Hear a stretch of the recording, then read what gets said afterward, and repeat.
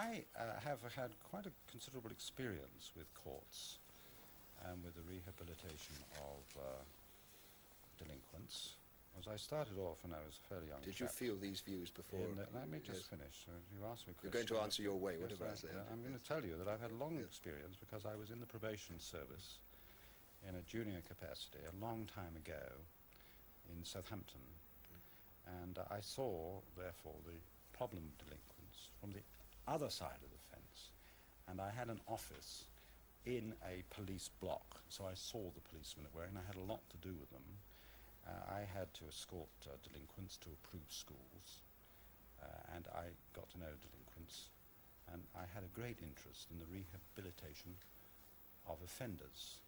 So it's not a new thought for me, but as I said earlier, one learns from one's experience, and I never thought that I would spend a period in Brixton Prison, which I went to visit some time ago, actually, when Chief Anaharo from Nigeria was there on extradition warrant. I don't know whether you remember the case. Yes, I remember the case very well, yes. And I went down there to see him, and I certainly didn't think that I would be stuck in there as he was. But be inside is a very good experience because you see things from another angle. What I'm saying to you is that nothing colours the mind, though, like being the fox. Your attitude to the hunter changes. I think that would be a little unfair. Clearly, I can't disguise the fact that I've had some extraordinary experiences, which is bound to influence the way I feel about things. But I don't want you to get the impression that I've got a persecution complex about the police. I'm trying to be very objective about it. But one has felt at times that you had a persecution complex per se, as it were. Well, if I had a persecution complex, I think it was because I was being persecuted. You're going to make a statement in the House, of course. Do you believe that your fellow MPs will listen to you sympathetically? I'm not asking for charity. I'm asking for clarity. It's a nice phrase, but they have had a pretty... Though a lot of them must be pretty impatient of you, mustn't they? I don't see why, and I don't think that is entirely true. It's been presented in the media that they are impatient, but I'm not sure that it's true. I've had some MPs contacting me, and I put this point to them, and they said, "No, don't believe what you read in the press." Knowing what I do, I should really take that to heart, because most of the things I read in the press are not true about myself. I should have believed or had some suspicion about what was being said about some of my other MPs. What you have had in all this business is enormous and incredible loyalty from your family. I mean, well, not only my family, but some of my close friends have been absolutely tremendous.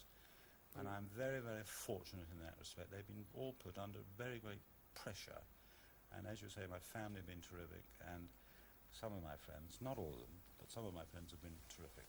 And I'm very, very fortunate.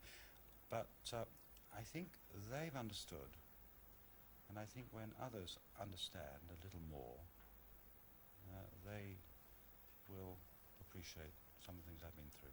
I mean, some friends have obviously put up something like £30,000. Yes, but there were very many others too who came forward. Would you like to tell us who put the money up? I can't do that. No. It's a lot of money, isn't it? Do you feel a responsibility to those people? Of course I do, yes. I mean, you're not going to do a bunk? Of course not. Why should I? You did one, didn't you? I didn't do a bunk, no. I disappeared. I didn't do a bunk. What is the difference? Can you explain to me the difference? Well, doing a bunk in these circumstances is running away from an accusation. I want to face up to it. Did you not run away before the accusation was made? I mean, if like my fox goes to ground before Piers Llew, is he not just being a wise fox? No, it isn't like that at all. And the story will take some time to emerge, and when it does, I think you'll understand a great deal more than you do now. And I think it would be very silly to try to analyse this very rather complex business in a short discussion.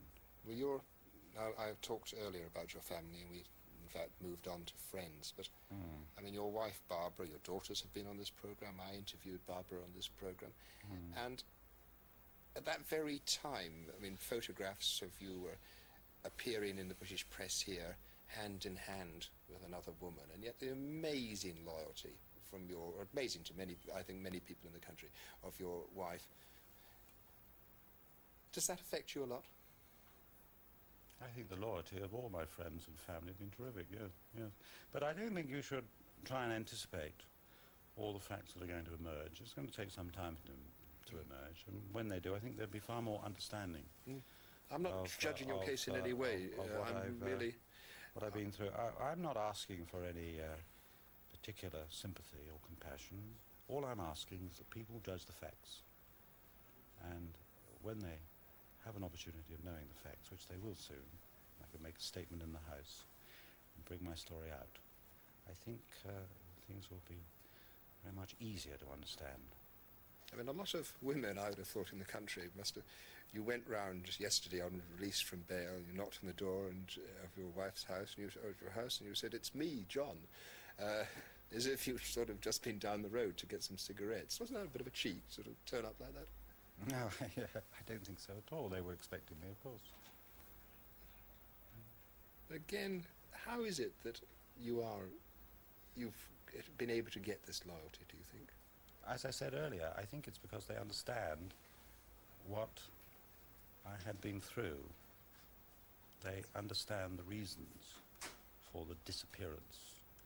And anyone who has had an opportunity of hearing the reasons is better understanding of the position than somebody who doesn't know, who relies on what they read in the press.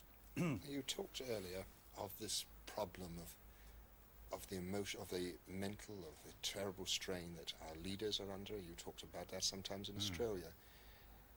I mean, does this go right through the House of Commons? Are there MPs all on the borderline of a mental breakdown, I suppose?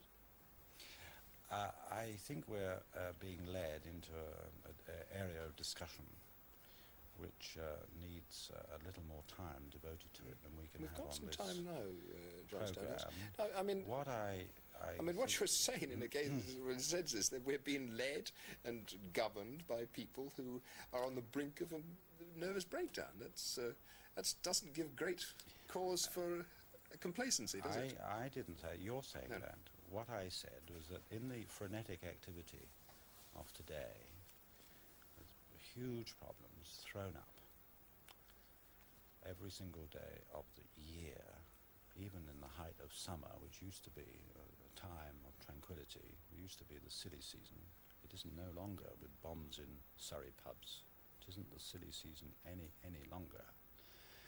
I think that with these tensions, it does put people in public life, particularly ministers, who have to deal with these immense problems and try and find a solution to them, under intense pressure, much more than any time before in our history. And I think the strain is beginning to tell on people. I went through an enormous strain, and so I can see the strain that some of my colleagues suffer. Did you go through that strain because of your parliamentary activities? Partly, yes.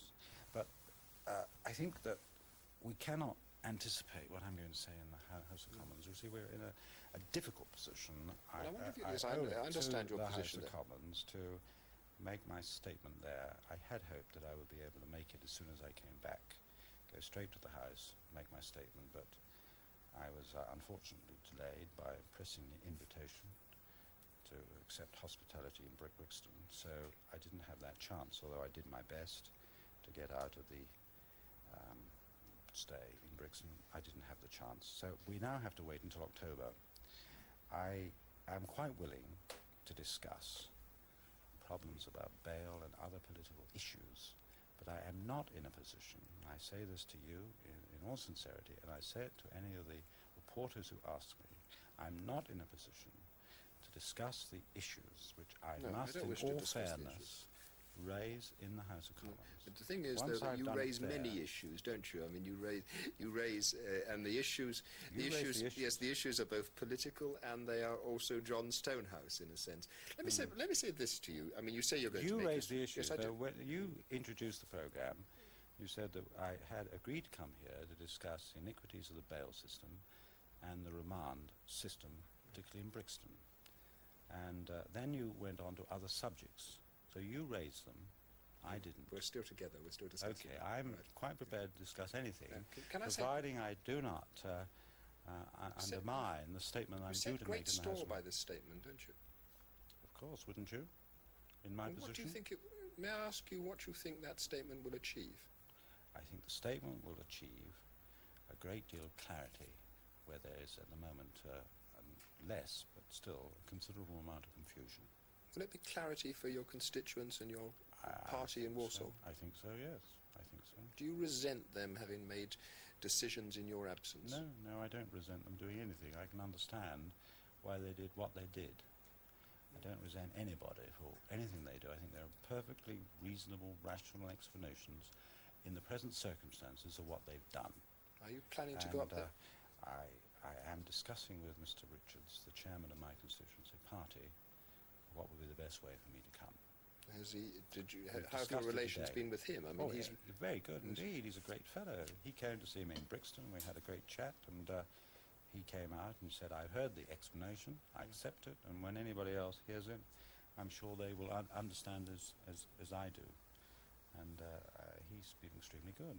I appreciate what he's done. You see, you do keep saying that when they hear the explanation, all will be well, or at least they will understand better. Let me not sit, I'm sorry. They will understand better. But do you, in advance, say to all of those people, to family, to constituents, to colleagues, "I'm sorry, mates"? Well, of course, I am sorry for any distress that may have been caused to anyone, but I don't think that we can deal with the experience that I've had by such sort of isolated phrases. That's not the way to deal with it. What is necessary is for the whole story to come out, for people to see it in its totality. And once they see it, there will be a great deal of clarity about the question. There is a... And it's going to take some time. After all, I've written a book about some of my experiences, which took 100,000 words, and then I didn't say all I would like to say. It was in a census synopsis.